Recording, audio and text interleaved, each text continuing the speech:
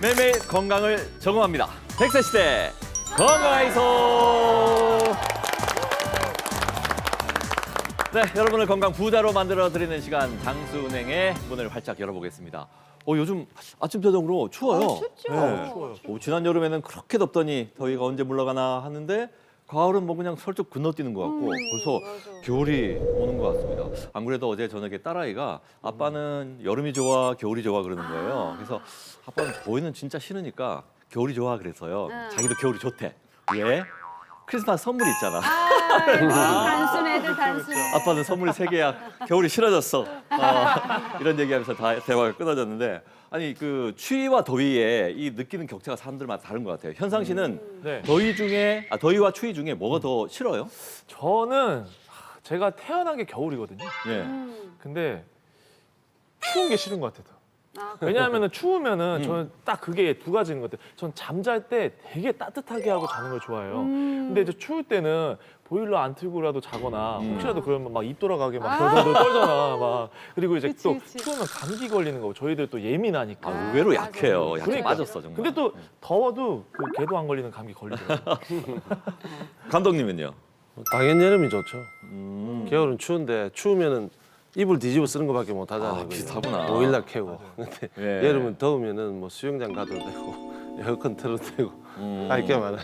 예. 아 진짜 옛날에는 여름이 좋아 물놀이 할 수 있고 겨울은 뭐 이렇게 눈이 와서 좋아 이랬었는데 다 싫어. 나이 들었나 봐. 더운 것도 싫고 추운 것도 싫고. 근데 추운 게 저는 더 싫은 것 같아요. 너무 싫어 막 추운 거는 진짜 질색이에요. 그러니까. 아니 수림치대 살이 없어서 그런 거 아닙니까? 아니, 저거 보세요 지금 뼈밖에 없잖아요. 지방이 없잖아요. 저처럼 안가 가보세요. 다 집어넣어놨어요. 그래 있었어요? 아니, 저처럼 이렇게 지방이 이렇게 많고 이렇게 튼실하면은 추운 것도 잘 모르겠더라고요. 그런가? 예. 아니 근데 뭐 얘기가 나온 김에 사실 그 정도는 아닌데 벌써부터 패딩을 입고 계신 분들이 가끔 보여요. 그럼요 예. 보시. 이제 두 가지인 것 같아. 새로 산 패딩을 빨리 입고 싶거나 아니면은 정말 유난히 남들보다 추위를 많이 타는 사람들이겠죠. 왜 이렇게 차이가 나는 건지 이분들은 왜 그런 거예요? 추위를 유독 많이 타시는 많이 분들은. 타요. 정말. 네, 그 아까 장수가 한 말도 어느 정도 일리가 있는데요. 그 지방은 우리 몸에서 체온을 유지하도록 도와주는 역할을 하게 됩니다. 체지방이 적은 사람은 많은 사람들보다 추위를 더 탈 수가 있는데요. 체지방량이 같은 경우라면은 복부 지방이 그 추위에 영향을 미치게 되는데 그 미국의 한 연구에 따르면 전체 지방량이 같은 경우에 배에만 지방이 많은 사람들 같은 경우에는 추위를 더 많이 탄다고 되어 있었습니다. 예. 네, 추위를 막는 역할을 하는 지방이 배에만 몰려서 그런 건데요. 뭐야? 지방이 상대적으로 부족한 어깨나 팔, 다리 같은 경우에는 열을 쉽게 빼앗겨서 추위를 더 많이 타게 된다고 합니다. 예. 근육하고는 무슨 연관이 있습니까? 또 몸에 근육이 충분하지 않아도 추위를 잘 타게 되는데요. 근육에는 모세혈관이 많이 분포해 있습니다. 그 혈관을 통해서 영양과 산소가 운반이 되고 대사되면서 열을 생성합니다. 그래서 근육이 몸에 열을 만들어내는 공장인 셈입니다. 팔, 다리에 근력 운동을 한 뒤 그 부위가 따뜻해지는 것도 이와 같은 원리고요. 예. 그래서 나이가 들면서 근육이 줄었거나 원래 근육이 부족한 분들은 하체 근육 운동을 하면 추위에 조금이나마 더 이겨낼 수 있다고 합니다. 예. 역시 지방도 몸에 이제 골고루 있어야 되고 특정 부위에 근육도 있으면 안 있어야 되고 돼요. 맞아요. 근육 관리도 잘 하셔야 올겨울 또 추위를 잘 버틸 수 있다고 하니까 관리 잘 하십시오. 자, 이어지는 순서는 이주의 픽미 시간입니다. 시청자분들 중에서 요거 보고 오늘 저녁 메뉴를 정하신다는 분들이 꽤 있어요. 자, 그래서 오늘은 또 뭘 먹지 고민하는 주부들의 고민을 한 방에 저희가 덜어드리겠습니다. 화면으로 만나보시죠. 몸과 마음이 덩달아 움츠러드는 쌀쌀한 날씨. 이럴 때 바다 내음 가득 품은 가리비는 우리 몸의 기운을 북돋우는 데 제격인데요. 부채를 닮아 부채조개라고도 불리는 가리비는 지금 꼭 먹어야 할 제철 별미랍니다. 별다른 레시피 없이 그냥 쪄도 맛있고 구워 먹어도 맛있는 가리비. 여기에 고소한 치즈를 더한다면 그 맛이 더욱 풍부해집니다. 가리비를 살짝 삶아 양념장을 곁들인 가리비 비빔밥은 어떠세요? 남녀노소 가리지 않고 누구나 좋아하는 가리비. 쫄깃한 식감이 일품인 바다의 보약 가리비를 이주의 픽미로 선정합니다. 자, 이어서 장수 토크의 주제 알아봐야죠. 장수국장으로 만나봅니다. 장수국장 막을 올려. 어머 유튜버 최연사 씨. 감독님. 오랜만이다. 너무 오랜만에 잘 지내셨죠? 아유 나야 뭐 늘 똑같지 뭐. 오늘 컨셉은 어떤 거예요? 오늘요? 근데 제가 솔직히 저번에 그 운동하면서 다이어트 하는 거 찍었다가 그렇지. 조회수가 오뷰. 예, 5명인데 봤잖아. 5명밖에 안 망했지. 봐서 오늘 제가 확실한 걸로 준비해 왔어요. 자 그러면 자 카메라 준비하시고 자 조명 좋죠? 예 액션. 그 옛날 방식이 그 액션 그 옛날 미안하다. 유튜브 그런 거 안 해요. 그래 아이. 알았어 가만히 있을게. 아우 촌스러워. 네 안녕하세요. 세상은 넓고 맛있는 건 많다. 여러분들의 살을 쫙쫙 빼드리는 전문 다이어트 유튜버 최현상입니다. 반갑습니다. 자 여러분들 걱정 마세요. 따라와. 나만 믿고 따라오시면 여러분들 내장 지방 싹 빠져, 팔뚝살 딱 빠져, 다리살 싹 빠져요. 아주 그냥 모태 미녀 만들어 드릴게요. 자. 운동하라고 하죠. 다른 사람들 살 빼려고 하면 절대 노. 내 몸을 왜 혹사시켜. 그렇게 힘들게 인생 살지 마. 여러분들에게 가장 좋은 방법 오늘 알려드리겠습니다. 무엇이냐. 먹으면서 살을 뺄 수 있습니다. 다이어트를 먹으면서 합니다. 제가 먼저 시범을 보여드릴게요. 자, 이게 뭐냐. 계란입니다. 계란이죠. 왜 계란이야? 계속 먹어도 돼. 이거는 그냥 완전 식품, 단백질 덩어리야. 그냥 먹어. 살 하나도 안 쪄. 자, 제철 음식 올라옵니다. 이겁니다. 딱 보이죠? 짜자잔 광어입니다 여러분. 회 먹으면 살 쪄 안 쪄? 안 쪄. 자 무조건 많이 드세요. 최현상이 어디 있어 지금? 누구세요? 어디 있는 거야 최? 여기 누구세요? 옆에 있네. 너 잘 만났다. 아니 왜요? 아 지금 촬영 중에 뭐 하시는 거예요? 내가 이 사람 영상 보고 따라하다가 지금 10kg가 쪘단 말이야. 그게 아니고 저희가 볼 때는 원래 20kg 빼셔야 될 것 같은데 그냥. 이번에는 진짜 믿으셔도 돼요. 내가 봤을 때는 20이 아니라 30kg 빠질 것 같아. 먹으면서 살을 뺄 수 있다니까요. 먹으면서. 먹으면서. 네, 물론 뭐 아직은 가을의 시기죠. 겨울에 뭐 초입이라고 볼 수도 있는데 어쨌든 그 총고마비 말만 살찌는 것이 아니라 먹을 게 너무 많으니까 맞아요. 주위에 오랜만에 본 분들 살이 갑자기 배가 나오거나 너 왜 이렇게 살쪘어? 그래요, 이렇게 맞아요. 인사하게 되는 경우가 많은데 이렇게 갑자기 체중이 불어난 경우 이거 방치하면 안 되는 이유가 있다고 그래요. 왜 그렇습니까? 왜 안 좋은 거예요? 살이 찌게 되면은 2주가 지나면은 살을 빼기가 굉장히 좀 힘들어지게 되는데요. 그 이유는 이게 이제 처음에 살이 급작스럽게 찌는 것은 지방이 증가를 하는 것이 아니라 글리코겐이라는 물질이 증가를 하게 되는 것이거든요. 네. 이 글리코겐이라는 거는 이제 다당류의 일종인데 우리 몸에 포도당이 필요 이상으로 많이 들어오게 되면은 글리코겐이라는 물질로 간이나 근육에 저장이 되게 됩니다. 근데 이렇게 저장된 글리코겐은 2주가 지나면서 서서히 지방으로 변화가 되게 되는데요. 이렇게 지방으로 변화가 되게 되면은 이 살을 빼기가 굉장히 좀 어려워지고 지방 세포의 크기도 증가하고 크기가 증가하는 속도도 증가하기 때문에 살을 빼기가 점점 더 어려워지게 되는 것입니다. 예. 지방하고 비교하면은 글리코겐하고 지방하고 뭘 빼기가 더 쉬워요? 다행인 건 글리코겐이 지방에 비해서 훨씬 빼는 게 쉽습니다. 그래서 글리코겐 1kg을 빼기 위해서는 지방을 빼는 것에 비해서 7분의 1 정도의 노력만 하시면 되는데요. 네. 따라서 이제 갑자기 살이 쪘다면 2주간은 음식 섭취량을 2에서 한 30% 정도 줄이고 이제 계속해서 유산소 운동을 하면서 글리코겐을 에너지원으로 빨리빨리 소비하는 것이 필요합니다. 먹을 거를 다 먹어도 이게 운동 이렇게 하면은 좀 다이어트 할 수 있는 거 아니에요? 나 운동할 거니까 먹고 싶으면 운동 다 열심히 먹겠다. 하니까. 그냥 운동하니까 네. 다 먹어도 되는 거 아니에요? 괜찮을 것 같은데. 결론적으로 말씀드리면 그것은 이제 상당히 이제 어렵다고 말씀드릴 수 있습니다. 예. 왜냐하면 체지방 1kg를 열량으로 환산하면 약 7,700칼로리 정도가 나오게 되는데요. 이것을 저희가 만약에 운동으로 빼겠다 이렇게 하면 하루에 30분씩 운동을 해서 55일을 운동을 해야 빠지는 그런 양입니다. 예. 따라서 식이 조절 없이 운동만으로 살을 빼는 것은 이제 한계가 있고요. 그래서 식이 조절과 운동을 병행해야 건강하게 살을 뺄 수가 있습니다. 네, 보통 밥 한 공기가 300kcal 정도의 열량을 갖고 있는데 매 끼니 반 공기씩만 드셔도 하루에 약 450kcal 정도를 줄일 수 있습니다. 예. 소모하는 열량이 같다면 대략 2, 3주 만에 체지방 1kg를 줄일 수 있습니다.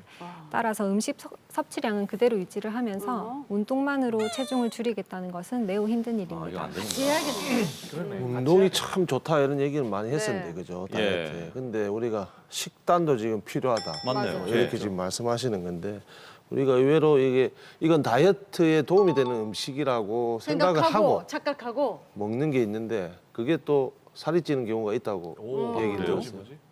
네, 그 생선회가 그럴 수가 있는데요. 안 찌잖아. 우리 생선회 같은 경우에는 단백질이 많고 지방 함유량이 적어서 예. 이게 다이어트 음식이다라고들 많이들 얘기하시는데 연어 같은 경우에는 100g당 지방 함유량이 13g 정도로 꽤 많은 편이고요. 연어뿐만 아니라 농어, 고등어 같은 경우도 지방량이 많은 그런 생선 중에 하나입니다.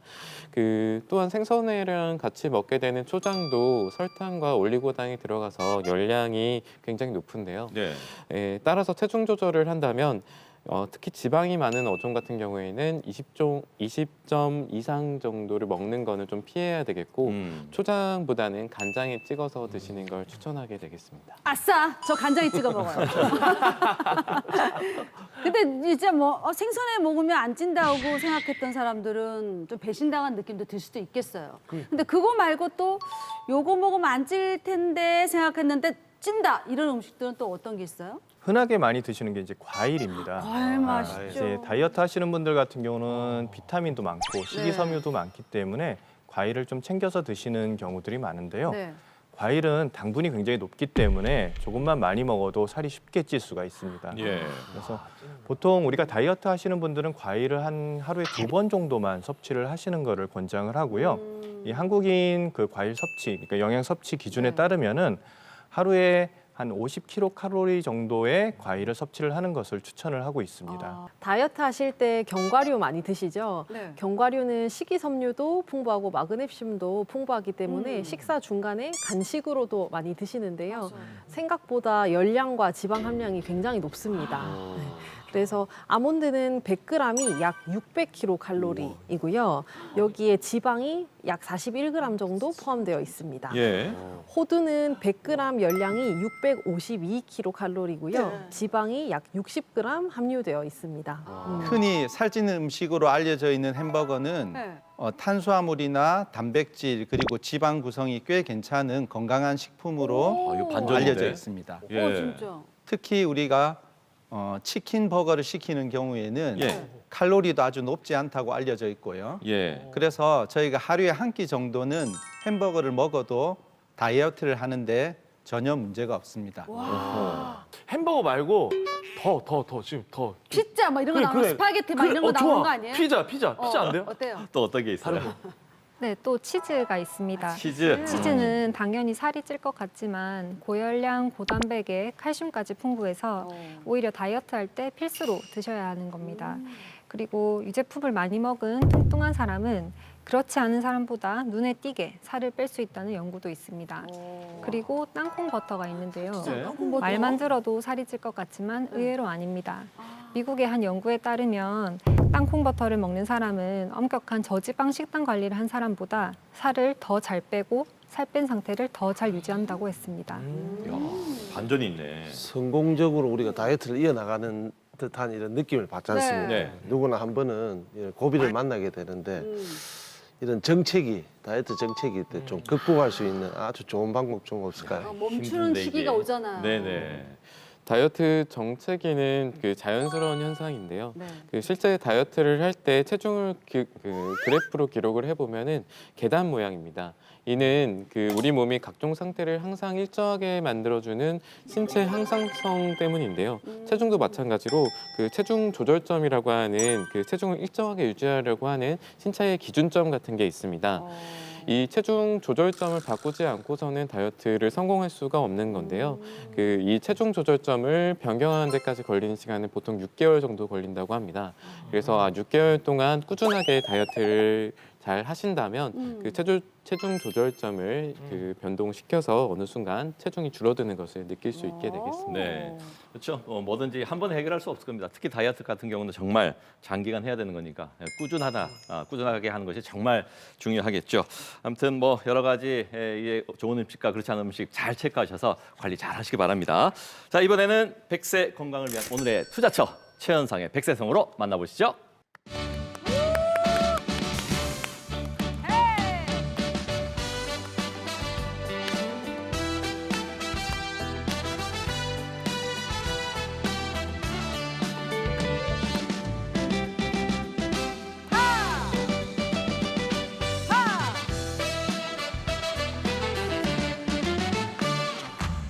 아픔을 달래는 치아 고개 숙여 우는 잇몸뼈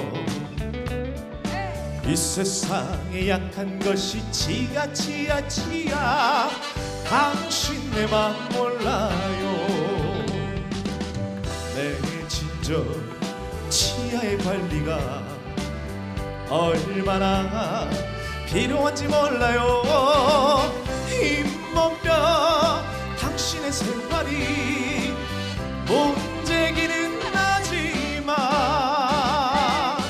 그래서 오로지 나만의 치아에만 관리 행복을 꿈꾸는 치아 마음껏 먹게 하는 치아 그런 치아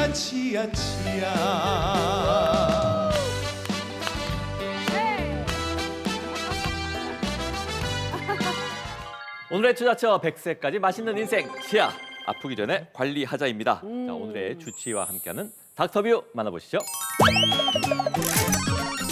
이혜주 선생님 처음 뵙겠습니다. 안녕하세요. 네, 안녕하세요. 네. 얘기 들어보니까 결혼도 하셨고 아이도 낳으셨고 너무 아가씨 같은데 감사합니다. 왜 이렇게 일찍 하셨어요? 네. 또 나이가 있어서 그렇게 네. 일찍 한 것도 아닙니다. 아, 네. 진짜 너무 소녀 같은 그런 느낌. 감사합니다. 저희가 지금 와 있는 곳이 거끈가 쌀이까 그렇죠? 네. 예, 여기 치앙마이잖아요. 네. 예. 여기 왜 오자 가셨어요? 코로나 바이러스가 전 세계로 퍼지기 직전에 제가 친구들이랑 여행을 갔던 곳인데 음식도 너무 입에 잘 맞고 맞아요. 이제 자연이 주는 좀 평화로움이 너무 좋았어가지고 즐거웠던 추억이 있습니다. 음식이 천국이잖아요. 네, 진짜 맛있어요. 예, 어떤 게 가장 기억이 나세요? 쏨땀 같은 좀 쏨땀, 네. 쏨땀 맛있죠. 그런 게 좀 입에 잘 맞아가지고 예. 매일 한 번씩은 먹었던 것 같습니다. 팟타이도 맛있고. 네, 맞습니다. 아, 가고 싶네요, 진짜. 아, 치과 의사신데 네. 뭐 특별한 계기가 있을까요? 그냥 어릴 때는 네네. 제가 부모님이 동종업계에 계신데 네네. 어릴 때는 그냥 부모님이랑 같은 일을 하면 좋을 것 같다라는 그런 생각만으로 순수하게 이렇게 공부를 해서 이제 치과 의사가 됐는데 네. 지금은 나름 이제 제가 제 직업에 만족을 하면서 보람을 느끼고 있습니다. 부모님이 치과 의사세요, 두 분 다? 네. 치과 의사면 돈 많이 번다던데. 세상에. 그러면 두 분 중에서 어느 분에게 더 많은 걸 물려받으신 것 같아요? 아버지, 어머니? 제가 얼굴도 아빠랑 완전 똑같이 생기고 네. 좀 성향이나 그런 성격적인 측면도 좀 이렇게 딸이다 보니까 네네. 아버지를 많이 닮은 것 같습니다. 그러니까 부모님이 어떻게 보면 선배잖아요. 네네. 네. 많이 이렇게 조언을 해주실 것 같아요. 그러니까 정말 원장님이 힘드실 때 네. 어떤 말씀들을 많이 해주세요? 뭐 어떨 때는 이렇게 하는 게 더 좋지 않았겠니 하고 조언도 해주시고 네네. 또 어떨 때는 뭐 다 그렇다 그럴 수 있다 이렇게 위로도 많이 해주시고 네네. 언제나 좀 든든하게 응원을 해주고 계십니다. 그럼 이제 연세도 있으시니까 네. 당신들의 만약에 치아 임플란트 하게 되면 딸이 해주시는 겁니까? 저한테 받으신다 하면 이제 제가 아. 해드리면 될 것 같습니다. 몇 프로 DC 해드립니까? 아니 그냥 해드리는 겁니까? 그냥 해드리면 그렇죠. 효녀 딸을 두셔서 부모님 얼마나 좋으실까 하는 생각이 듭니다. 예, 많은 분들에게 건강한 치아를 또 유지할 수 있게끔 많이 도와주시기 바랍니다. 네. 고맙습니다, 이혜정 원장님. 네. 자, 그럼 오늘의 주치 이혜주 원장님을 모십니다. 어서 나오십시오.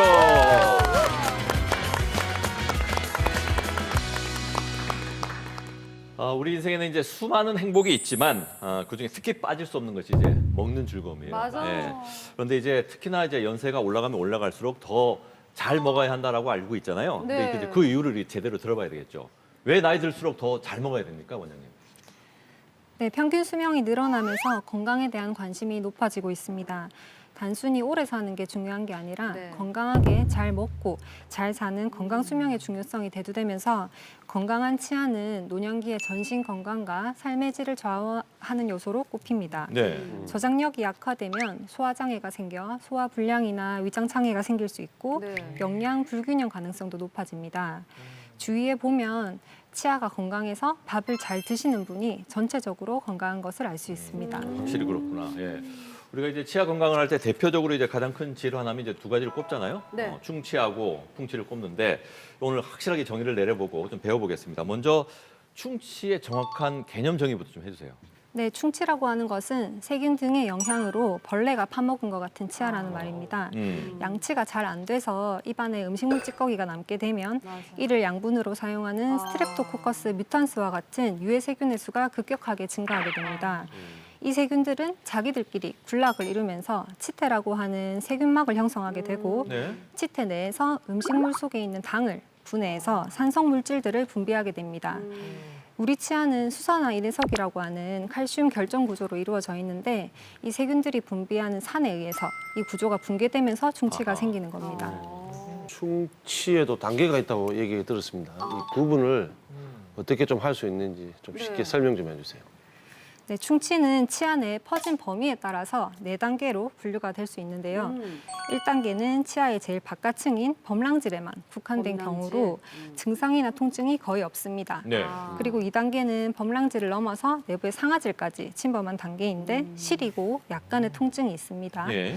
그리고 3단계는 내부의 신경인 치수까지 도달한 상태인데 통증이 상당합니다. 그리고 마지막 4단계는 치아에 뿌리만 남은 경우이고 식사를 하실 때마다 욱신한 통증이 상당합니다. 저희 어머님 친구분이 그 7살짜리 손주를 봐주시고 계신데 진짜 이뻐하거든요. 근데 그 손주가 이번에 그 치과를 갔는데 썩었대요. 충치가 생겼대요.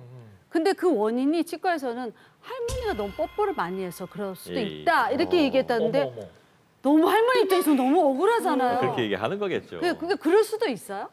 네, 그럴 수 있습니다. 예? 아이에게 단 것을 먹이지도 않았고 네. 칫솔질도 꼼꼼하게 해줬는데 충치가 생긴 것은 이제 할머니의 충치균이 아이에게 옮겨간 것으로 볼 수 있는데요. 충치를 유발하는 원인은 여러 가지가 있는데 그중 뮤탄스균은 입에서 입으로 옮겨갑니다. 이제 뮤탄스균은 거의 모든 사람의 입안에서 살고 있지만 갓 태어난 신생아에게는 없습니다. 유아의 충치 원인은 요구르트처럼 단 음식인 경우가 많은데 33개월 미만은 양육자의 뽀뽀가 충치를 유발하는 중요한 원인이 될 수 있습니다. 특히 이유식을 만들 때 아이의 숟가락으로 한 번씩 맛을 보는 경우 어른의 충치균이 아이에게 고스란히 전해진다고 생각하시면 됩니다. 아, 그렇구나. 그러면 이렇게 어렸을 때 충치가 걸렸거나 이러면 노년으로 이제 접어들고 넘어가면서 풍치로 이제 맞아. 고생할 수 있다. 또 그러는데 저 풍치가 솔직히 전 정확하게 잘 모르겠거든요. 풍치가 뭔가요? 네, 노년기 치아 상실을 유발하는 주된 원인인 풍치는 치아 주변의 잇몸, 즉 치주 조직에 염증이 생기는 질환입니다. 치주 질환 또는 잇몸 질환이라고도 불리는데 치주 질환은 우리나라 성인 100명 중에 70명이 앓고 있을 정도로 빈번하게 발생하는 구강 질환이고 예. 원인은 치아 표면에 쌓인 치태나 치석입니다. 그래서 치태나 치석이 잇몸 속으로 파고들면 잇몸에 염증이 생기게 되고 그 염증이 내부로 퍼지면서 치아를 잡고 있는 지지하는 뼈, 잇몸뼈를 녹이게 됩니다. 네네. 그래서 치아가 흔들리게 되고 심한 경우에는 발치까지 이르게 됩니다. 주로 30대 후반 이후부터 발생하는데 장년기와 노년기를 거쳐 꾸준하게 쌓여서 성인이 치아를 상실하는 경우는 대부분 풍치 때문이라고 생각하시면 됩니다. 예. 충치는 이제 그 확실한 통증이 있잖아요. 네. 풍치는 어떤 증상일 때 이게 풍치구나라고 의심할 수 있어요? 제일 흔한 증상은 양치질할 때 피가 나는 것입니다. 피가? 네, 양치할 때 피가 나는 원인은 네. 대부분 치주 질환의 초기 단계의 치은염 증상입니다. 그리고 잇몸이 자주 붓는다거나 치아가 흔들린다거나 그리고 딱딱한 음식을 드실 때 옥신한다거나 그런 증상도 있습니다. 예. 증상이 조금 무딘 환자분이라면 분명히 잇몸이 중간중간 보내는 신호가 있었을 텐데 이제 모르고 지나치셔가지고 치과에 아픈 지 얼마 안 됐어요 하고 오셨는데 발치 진단을 받으시는 분들도 종종 있습니다. 근데 흡연하는 분들이 치아가 좀 안 좋아도 이 아픈 통증 이런 걸 잘 못 느낀다 하는 얘기가 있던데 그런 말 들었거든요. 실제로 그렇습니다. 그래요? 네, 과도한 흡연은 면역력을 떨어뜨리고 잇몸 조직을 파괴하기 때문에 치주 질환을 악화시킬 수 있습니다. 그리고 흡연을 하면 실제 치주 조직이 많이 파괴되었음에도 불구하고 피가 나거나 붓는 증상이 덜 나타내게 됩니다. 네, 그래서 증상이 뚜렷하게 나타나지 않다 보니까 치과에 덜 가게 되고 네. 그래서 치주 증상이 더 악화되는 경우가 많은데요. 담배는 구강암과 설암의 원인이 되기도 하고 또 담배에 있는 니코틴 성분은 치아 표면에 달라붙어서 착색을 일으키기도 합니다. 그럼 치주 질환도 제때 치료하지 않으면 큰일 나죠? 난리 나죠? 네. 네, 그렇습니다. 네. 치주 질환이 어느 정도 적당한 시기에 발견이 되어서 치료가 가능하다면 치료를 해서 치아를 유지해 볼 수 있는데 이제 너무 늦게 발견되는 경우에는 보통 발치를 하게 됩니다. 그리고 발치를 한 부위는 필요시에 임플란트를 진행하게 되는데 이제 처음 발치를 할 때 상황이 염증이 너무 심해서 뼈가 많이 상한 상태였다면 임플란트를 할 때에도 뼈 이식이 필요할 수 있고 또 최악의 경우에는 뼈가 너무 없어서 임플란트도 불가능할 수 있습니다. 네. 맞아. 제가 이걸 경험했어요. 사실 네. 방송하다가 잇몸에 피가 너무 많이 나는 거예요. 방송 중에? 예, 예. 그래서 이제 치과를 갔더니 어머. 딱 그런 상황이 이제 이 치주 질환이 너무 심해서 발치를 해야 된다는 어떡해. 거예요. 그래서 뼈 이식을 하고 결국은 저는 이제 이 구조물이 하나 들어가 있습니다. 아. 임플란트를 하나 했는데 이게 평소에 그래서 이거를 이제 저처럼 이제 이런 경험을 하지 않기 위해서는 예방 관리라는 것을 하는 것이 좋은데 아직 이것에 대해서 많은 분들이 모르고 계신다고 해요. 그래서 평소 자주 이 치과를 찾아서 예방 관리라는 것을 매번 받으면서 체크하시는 분이 있다고 해서 제가 좀 배워보기 위해서 만나본 것 같습니다.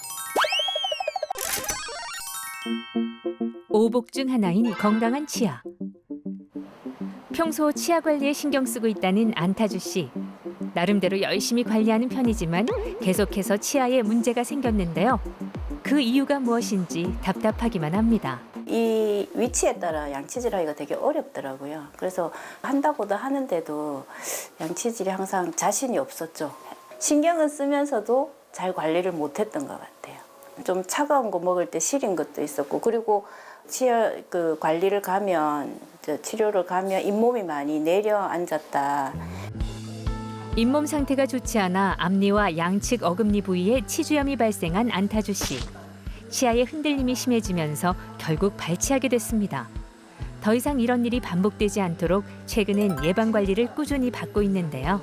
전반적으로 치주 질환이 많이 진행되어 있는 채로 내원을 하셔서 잇몸뼈가 꽤나 많이 상한 상태였습니다. 치아를 잡아주고 있는 잇몸뼈가 많이 흡수되어 있다 보니 전체적으로 흔들리는 치아가 많았습니다. 특히 앞니와 양쪽 어금니 쪽에 치주염이 심한 치아들이 있어서 통증은 물론 식사를 하는 데에도 어려움이 있었습니다. 치아를 유지하지 못할 정도로 치주 질환이 심한 치아들은 발치를 하고 임플란트를 진행하였습니다. 하지만 남아있는 치아들이 흔들리고 불편한 증상은 여전히 남아있었습니다. 이 상태로 구강위생 관리가 잘 안 되는 경우에는 추가적인 발치 가능성이 있기 때문에 연쇄적인 치아 발치를 최소화하기 위해서 예방 클리닉으로 연결을 하였고 전문가 예방 관리를 받으시는 것을 권해드렸습니다. 가장 흔한 구강 질환으로 꼽히는 치주 질환. 갈수록 치주 질환을 호소하는 이들은 늘고 있는데요. 치주 질환은 단순한 잇몸병을 넘어 전신 질환으로 이어지기도 하므로 무엇보다 예방이 중요합니다. 치과에서 전문가의 치아 예방 관리를 통해 잇몸 건강을 되찾을 수 있는데요. 치실로 미처 제거하지 못한 남아있는 세균을 꼼꼼히 제거한 후 잇몸 마사지로 잇몸을 강화하고 혈액순환도 돕습니다. 올바른 양치질로 염증성 물질도 제거합니다. 임플란트 치료와 함께 전문가 예방 관리를 한 달에 한 번 10회 이상 받으셨고 지금까지도 정기적으로 관리를 받고 계십니다. 현재 양치질도 많이 개선되셨고 잇몸병도 안정화되어서 일상생활에서의 불편감이 많이 줄어들었다고 하셨습니다. 잇몸이 안정화된 만큼 한 달에 한 번이었던 관리를 2달에 한 번으로 주기를 좀 더 길게 해서 전문가 예방 관리를 받고 계십니다.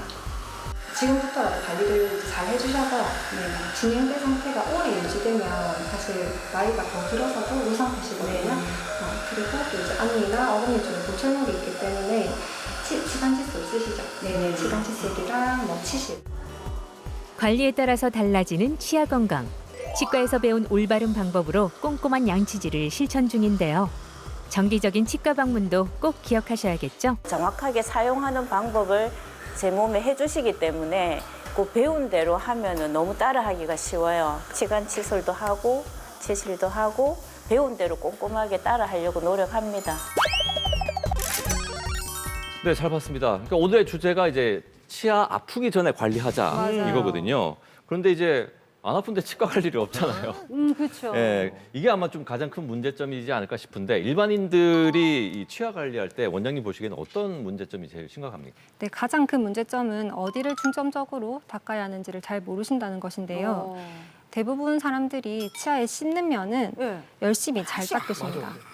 네, 근데 치아와 잇몸이 만나는 부위인 치경부 그리고 치아 사이사이의 인전면 관리를 조금 잘 못하시는 경향이 있는데요.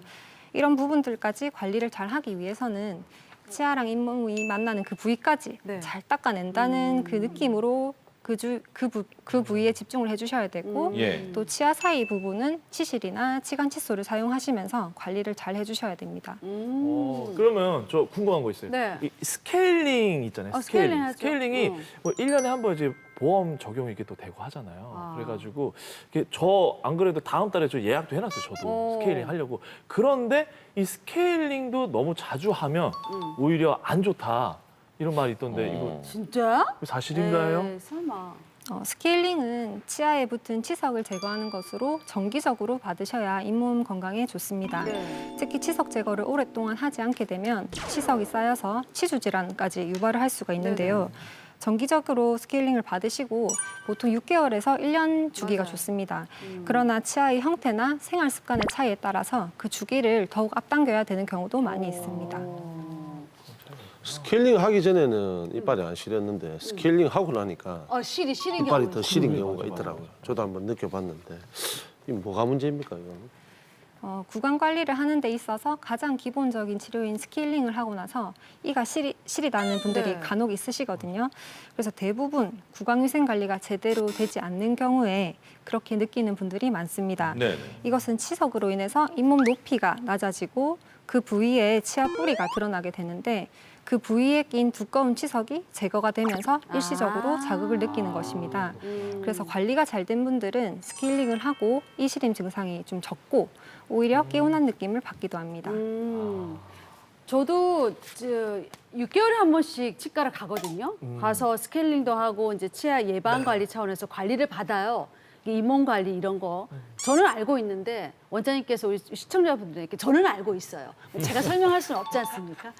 원장님께서 설명을 좀 구체적으로 좀 해주세요. 치아 예방 관리 차원에서 치과에서 어떻게 관리를 하는지.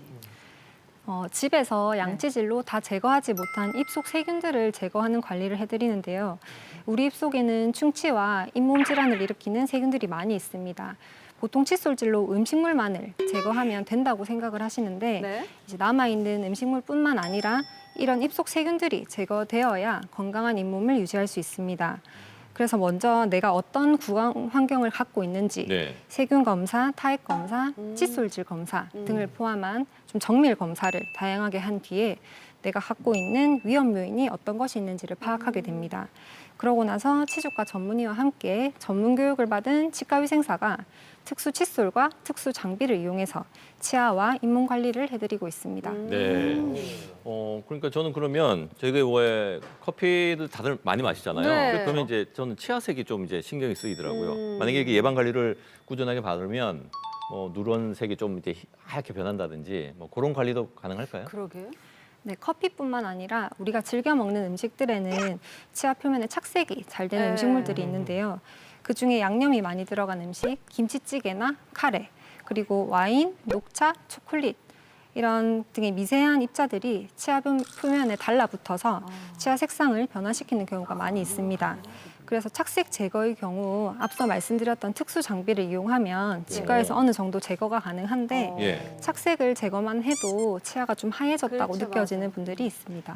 얘기 들어보니까 저 당장 가서 하고 싶은데 저희 솔직히 예전에 관리를 진짜 많이 받았거든요. 근데 지금은 그렇게 잘 받지 못하고 있는데 그러면 이런 치아 관리를 얼마에 한 번씩 받는 게 좋은 건가요? 네, 칫솔질을 얼마나 꼼꼼히 잘 하시는지 그리고 잇몸의 염증 상태가 어느 정도인지 따라서 주기는 다양하게 있을 수 있습니다. 네. 그래서 잇몸 염증이 치료를 받아야 할 정도라면 치주 치료가 선행되어야 하고 그 뒤 1, 2개월 간격으로 전문 관리를 받으면서 잇몸 건강을 회복시키게 됩니다. 맞아요. 그래서 일정 기간이 지난 후에 잇몸 건강이 회복되었다고 판단이 되면 주기가 점차 늘어나고 네네. 이제 건강한 잇몸 같은 경우에는 6개월에 한 번씩 관리를 받으시게 됩니다. 그리고 예방 관리와 병행되는 칫솔질 교육이 또 중요한데요. 네. 이제 환자분들이 집에 가셔서 스스로 이제 열심히 그 배운 대로 양치질을 하셔서 관리를 하셔야 이제 예방 관리와 함께 잇몸 건강을 잘 유지할 수 있습니다. 네. 쭉 들어보니까 예방 관리가 상당히 중요하다고 참 느껴지는데 근데 참 중요한 게 하나 있을 것 같아요. 요즘 임플란트 하고 계신 분들이 너무 많은데 맞아요. 임플란트 하고 계신 분들도 이런 관리를 제대로 받을 수 있는지. 네. 네, 물론입니다. 임플란트를 하신 분들이라면 더더욱 예방 관리를 받으셔야 하는데요. 임플란트는 임플란트 자체에 충치가 생기지는 않지만 그 환자분들 잇몸뼈에 심은 구조물이기 때문에 잇몸 염증은 생길 수 있습니다. 네.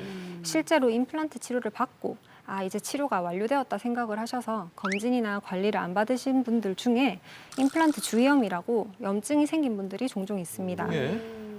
임플란트는 자연 치아와 구조가 다르기 때문에 잇몸 염증이 한번 생기게 되면 자연 치아보다 더 빠르게 진행이 됩니다. 그렇기 때문에 임플란트를 하신 분들이라면 해당 치과에서 예방 관리와 검진을 꾸준히 받으시기를 추천드립니다. 건강한 치아의 기본은 양치질이라고 그랬잖아요. 좀 양치질을 제대로 할 수 있는 방법을 좀 알려주세요. 네, 보통 씹는 면은 다들 잘 닦으시거든요. 네. 근데 제일 중요한 부분이 치아와 잇몸이 만난 이 틈, 이 경계부에 음식물이 잘 고입니다. 네네. 그래서 네네. 그 음식물이 치태나 치석이 되기 때문에 이 틈에 칫솔이 위치될 수 있도록 비스듬하게 놓은 다음에 약한 진동으로 살살살살 이렇게 시원해. 움직이면서 다 빠지겠다. 치아를 하나씩 닦으시면 됩니다. 빠져나간다, 네. 빠져나간다. 그리고 아래 앞니 뒤쪽, 네. 이쪽은 원래 치석이 잘 생기는 부위여서 네. 칫솔을 세워서 빗질하듯이 안에서 이렇게 빼내는 밖으로 거? 닦으시면 됩니다. 어. 그리고 또 중요한 게 입 중간에 있는 혀에도 유해 세균이 많이 살고 있어서 이렇게 밖으로 가로로 닦아주시면 되겠습니다. 밖으로. 사실 뭐 양치하는 거에 어릴 때 다 배웠잖아요. 맞아요. 근데 이게 왜 안 되느냐 그러면은 대충 하니까 그래요. 어른들은 특히나 이제 바쁘다는 핑계로. 그래서 저는 지난번에 이제 임플란트를 한번 하고 나서 집에서 양치하는 시간을 상당히 좀 시간을 많이 쓰고 특히나 이제 아이들이 양치 관리가 전혀 안 되니까 치과에서처럼 이렇게 눕혀가지고 눕혀가지고. 베개에 딱 받쳐놓고 얘기하면서 이제 치실을 해주는 거죠. 아빠 너무 상상이 따로 시원해. 없네. 치과인데 완전. 네. 옆에서 이제 아내가 흐뭇하게 보고 있고. 네. 아이들도 이렇게 좀 잘 챙겨주시고 무엇보다 이게 건강 관리 어릴 때부터 해야 되니까 맞아요. 요 습관을 잘 들이는 게 좋고 이미 성인이시라면 이제 오늘 배우셨으니까 일상에서 꼭꼭 실천해 보시기 바랍니다. 또 정기적으로 또 치과 예방 관리도 한번 관심 가져보시고요. 자, 지금까지 우리의 치아를 빛나게 해주는 아트로 만들어드리는 이혜주 원장님과 함께했습니다. 고맙습니다.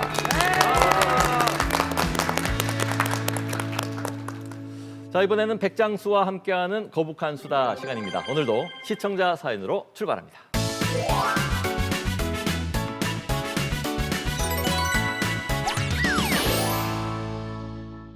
안녕하세요. 저는 평생 감기 몸살조차 크게 알아본 기억이 없는 한마디로 타고난 건강 체질인 40대 남자입니다.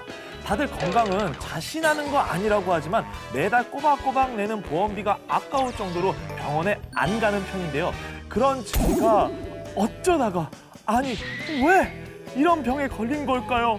의사 선생님 말씀이 환자분 대상포진입니다. 요즘 피곤한 일이 많으셨나 보네. 지금 면역력이 크게 떨어져 있으니까 일단 푹 쉬세요.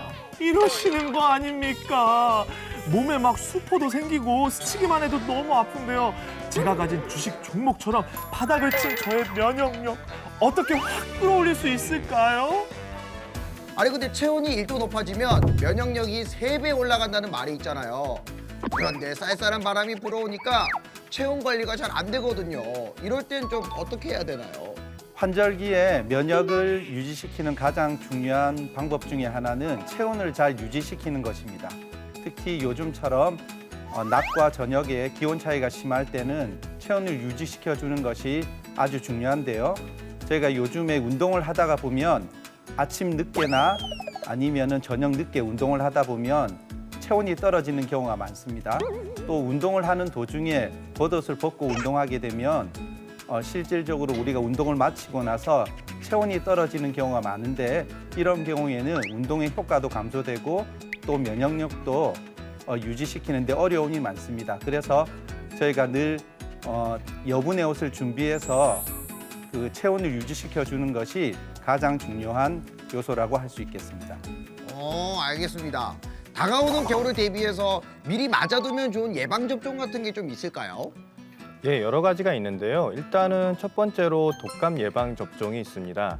독감 예방 접종은 보통 우리가 주사를 놓고 나서 2주 정도가 지나야 항체가 형성이 되고 4주 정도가 지나야지 효과를 발생하기 때문에 미리미리 맞아주시는 게 좋고요. 두 번째로는 폐렴구균 백신이 있습니다. 폐렴구균 백신은 보통 건강한 분들 같은 경우는 한 65세 이상에서 한 번 정도 맞아주시면 되는데요. 기저질환이 있거나 혹은 항암 치료를 받아서 면역 기능이 떨어진 경우에는 나이와 상관없이 맞으시는 게 좋습니다. 또 만성 폐질환이 있으신 분들 같은 경우는 꼭 맞으시는 게 좋습니다.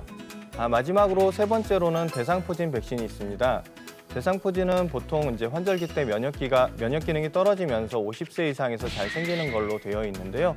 최근에는 이제 과로를 하거나 스트레스를 많이 받거나 불규칙한 생활 습관으로 인해서 젊은 분들에게도 많이 발생을 합니다. 백신에는 두 가지 종류가 있는데 한 번만 맞는 백신 같은 경우에는 60에서 70%의 예방 효과가 있고 2회 접종하는 백신 같은 경우에는 90% 정도의 효과가 있다고 알려져 있습니다. 좋은 정보 감사합니다. 이 몸을 따뜻하게 하는 데는 따뜻한 차가 더 좋잖아요.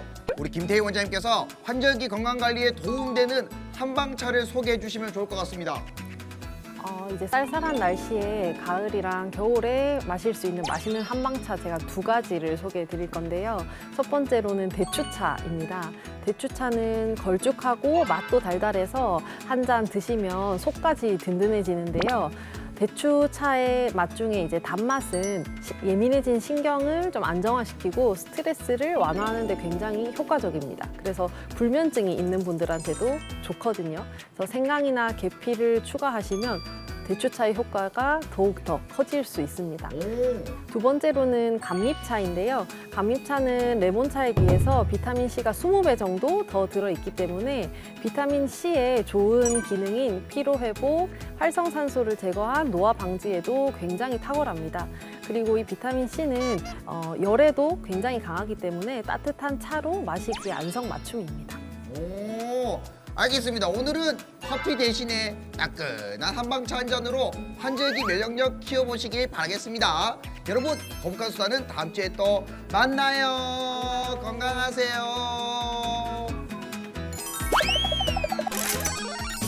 네, 오늘도 건강해서 시청해주신 여러분 고맙습니다. 행복하고 활기찬 하루 보내시고요. 저희 다음 시간에는 또 새로운 주치 5분과 함께 알찬 소식 갖고 인사드리도록 하겠습니다. 그때까지 100세 시대 건강하이소! 감사합니다.